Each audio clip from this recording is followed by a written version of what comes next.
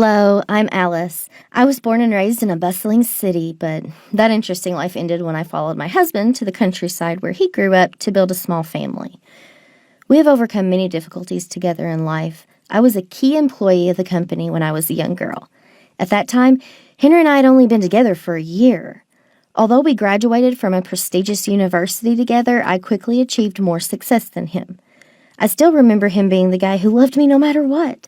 He always looked at me with admiring eyes because at that time I was not only beautiful but also the head of an international company, and he was still a normal employee of a company that was not so successful.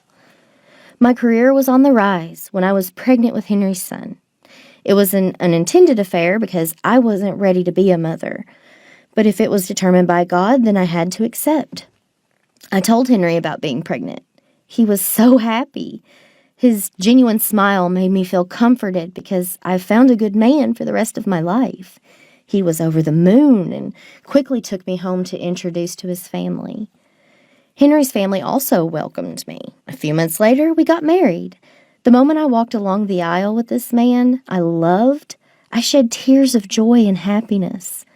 But maybe I was wrong. My feelings have fooled me. Everything after the wedding was a series of problems that I never thought of. It is hard to believe that the happiness of being married to Henry will be the thing that I regret most for the rest of my life. After only a few short weeks of only us two being together, his family wanted me to quit my job and move back to his hometown. Quitting the job I've been doing for years, if I ever made the choice to give up, would be something I couldn't bear. I looked at Henry hopelessly for help, begging him to say something to support my wish to stay in this promising land. But no, he coldly decided that he would go back to his hometown and find a job. He said that he had no prospects here, so he wanted me to sympathize with him and accept that request. When I thought of the baby in my tummy that was only a few months old but already had to deal with the future of family separation, I really couldn't do anything different. I had to give up my career. I thought that would be enough. I would find another job in that new place in no time because I can adapt very quickly to the new environment. But Henry's family was getting more and more outrageous. They asked me to be more family-oriented. I was asked to do housework and take better care of their son, Henry. They forbade me to work because they believed that only men should play the role of the breadwinner in the family. I really couldn't believe what I was going through. I always found his family open and generous. Now they're like strangers, harsh and fastidious. Finally, the day of the birth of our first child has arrived. Since Henry's family knew that I was pregnant, they did not dare to speak harshly to me. But none of them helped take me to the ultrasound to check the situation of the baby either. They always kept me inside the house and decided that the baby would be a boy. Henry also changed. He started working late at night. He always had a reason to refuse to drive me to the pregnancy check. At that time, I was very lonely. No cars, no relatives. The distance to the hospital was very remote. I had to take care of me and the baby in my tummy for 9 months under that condition. His mother often bought clothes and toys for the baby boy about to be born. I didn't know how to describe the feeling at that time, but it was crazy for them to keep saying that the baby was going to be a boy without letting me go to the hospital for a gender test. Where did they get the information and make sure it was a boy? I also did not care because Henry's mother always refused to listen to my opinion. The day I gave birth to my baby, Henry wasn't there. His family drove me to the hospital, and I had to fight the pain alone for 4 hours in the delivery room. By the time the baby was born, that dear cry made me happy. Thank God for bringing this little angel to my life. It was a cute girl with bright, big, round eyes. I named her Doris. When Doris was put in my arms, his family came to see the situation. Their faces were disappointed. They blamed me for fooling them that the baby was going to be a boy. Dear God, I didn't know what to say because they were so unreasonable. They were lying to themselves that it was a boy while I did not say or wish anything. During the time of the pregnancy, I was lonely and empty. Until Doris was born, my husband still did not visit. A few days later, he came to hug his daughter, told me a few superficial words, and became busy with work again. My man of the past had changed. He was no longer the same man who was willing to be with me in difficult times. Henry had changed. The day I was discharged from the hospital, there was no one to pick me up. I sadly took a taxi to go back to that strange house. Just entering the house, about to knock on his mother's door to say hello, I overheard a conversation between Henry and his mother. His mother said I was a dangerous woman. She blamed me for deceiving her about the fact of the baby's gender. She also made up that I argued with her, acted arrogant to her, and even regularly called some other man behind my husband's back. I was shocked, but still tried to behave at that moment. The anger I was holding back for so long could explode at that moment. I decided to exit the scene and go to the bedroom to take care of my little angel instead. When Henry finished talking to his mother, he entered the room. He cursed me for being a terrible woman, daring to have a love affair with other men behind his back.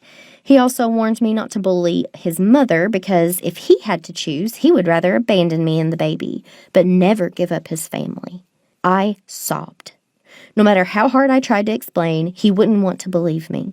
He would believe his mother's lies rather than the woman that had given up all her fame and fortune to be close to him. After that argument, we had completely cracked. He didn't bother to go home to sleep at night anymore. It all went on like a drama series you could see on TV until I received an invitation from a famous company in the city where I used to live. They gave me a job offer willing to pay double the normal salary and allowing me to visit my family whenever I want. Of course, I was extremely interested. It had been many years since I felt the enthusiasm in me. I knew my chance had come, and without hesitation, I called Henry to come home to announce this good news. After hearing my talk about the return to my career path, Henry interrupted me. He made me refuse that opportunity and settle down to be a good housewife. He wanted to take care of our children in this remote countryside. He mentioned something so great and noble of a father that I'd never seen from him once. That day, he suddenly became so interested in Doris, and it surprised me. Henry didn't want the baby to be raised in a noisy city. He wanted to raise Doris with his money. He also worried that his mother would have no one to rely on. He said I had to stay here and I was not allowed to leave her. My heart was heavy. My dream career was fading again, and I reluctantly gave up because he threatened to divorce me. Marriage to me has always been important, and I couldn't abandon my family because of this. When Doris was 10 years old, Henry suddenly returned home in a good mood. He informed the whole family that he would move to work in a city far away from where we lived. He said they invited him to work for a famous company. I asked him, "What about me and Doris?" In the past, he clearly said that he wanted her to live here for healthy development. He also said he could not leave his family, but now he immediately agreed to move without hesitation.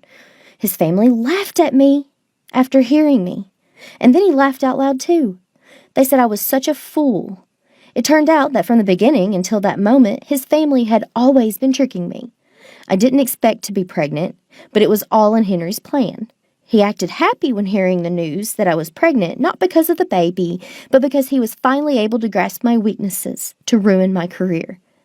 Ever since loving me, he'd been jealous of my accomplishments. He was jealous of so many successful men around me. He selfishly took me home to control me, forcing me to quit my job to satisfy his jealousy. His parents were outdated people. The day we decided to get married, they went to see a fortune teller. The fortune teller said that if I had a son, Henry would soon have fame and fortune, but in case I gave birth to a daughter, he would live in misery and hardship. The fortune teller gave my parents some powder, telling them to make me drink it. He affirmed that if I drink that thing regularly, I will have a son. As a result, his family tricked me into drinking the powder and lying to themselves that I would soon give birth to a boy. In the end, when it didn't turn out as their expectation, it was me to be blamed. Because I had a daughter which would affect their son's career, they had allowed and even encouraged him to sleep with other women. Henry also confessed that he had slept with many women since then. He had children with another woman too. His family teamed up to kick me out of this house. I completely collapsed, hugging Doris and crying in sadness. I cherished this marriage. I sacrificed even my promising career to maintain our happiness. He only loved himself and did what was beneficial to him. He would trade anything to satisfy him. Who dared to surpass him, he would attempt to overthrow. I agreed to divorce Henry and took Doris to the city where I used to live to start my life over again. My career was once again promoted. I could afford to give my daughter the best life I could afford. 2 years later, Henry came back to see me, looking very pathetic. I didn't know what he had been through for the past 2 years. He sincerely apologized and begged for my forgiveness, but my heart has been completely frozen. Should I forget everything that had happened and forgive him, guys? Let me know what you think about this story.